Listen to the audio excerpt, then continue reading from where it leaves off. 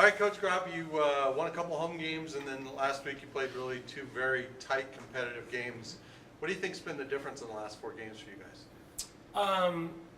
Maybe a turning point in the season might have been that win over St. Cloud State. You know, we were down by 4 going into the fourth quarter, down by, what did I say, 4? 11 going into the fourth quarter, and come back and win that one, and gave the girls confidence. And you know, St. Cloud State had a nice record coming in, and so did Minnesota Duluth. They were 4-1 the conference, so it's 2 big victories, and I think that gave us some confidence that was much needed. And then, you know, we had a great weekend last week, although we didn't win, but it was on the road. Moorhead State thumped us bad early on. You know, at times it probably was a 30-point lead here, and we had a shot to tie it, you know, at the end there. And then at Northern State, you know, ranked in the nation, very difficult place to play, and had the lead for 3 quarters. And so I thought it was a very good weekend. Even though we didn't come out with some W's, we showed that we can compete against probably the 2 top teams in the North. And then, although like things didn't go your way at the start of last weekend, the matter of you guys hanging with a nationally ranked team and then the win with St. Cloud, does that kind of reinforce to the girls for the rest of the year that, hey, we should be in any conference game? Well, that's what we're hoping that, and you know, I don't want to downplay the rest of the schedule, but you know, we alluded to earlier that we had that nasty stretch and we just had to get through it.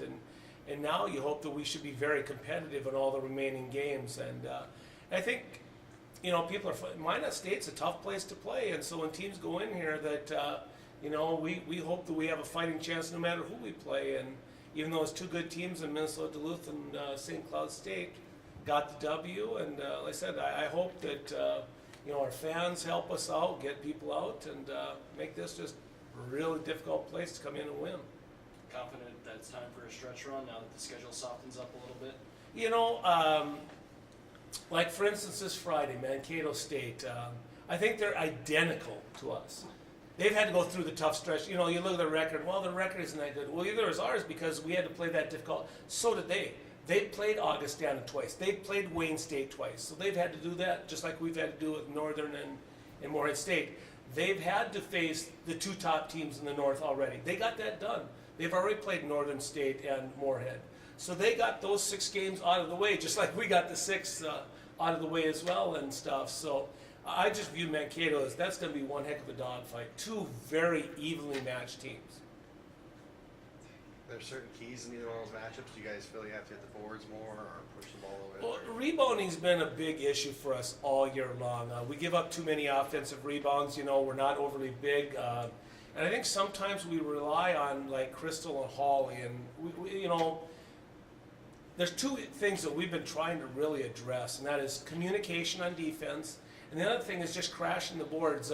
We need all 5 of us to crash on defense. Even the smaller guards, they got to get in and help us because we're not very big, we're undersized. And then also on offense, we've been trying to emphasize our 3, 4, and 5 positions, doing a better job crashing the boards. Sometimes we only have one person crashing the boards, and so those 2 are things that are just constantly being worked on because, you know, like yesterday in practice, we're making the ball bounce, for instance. When we rebound defensively, we got to hold our block out. The ball must bounce before, so they just don't turn. And so it's things like that we're constantly addressing.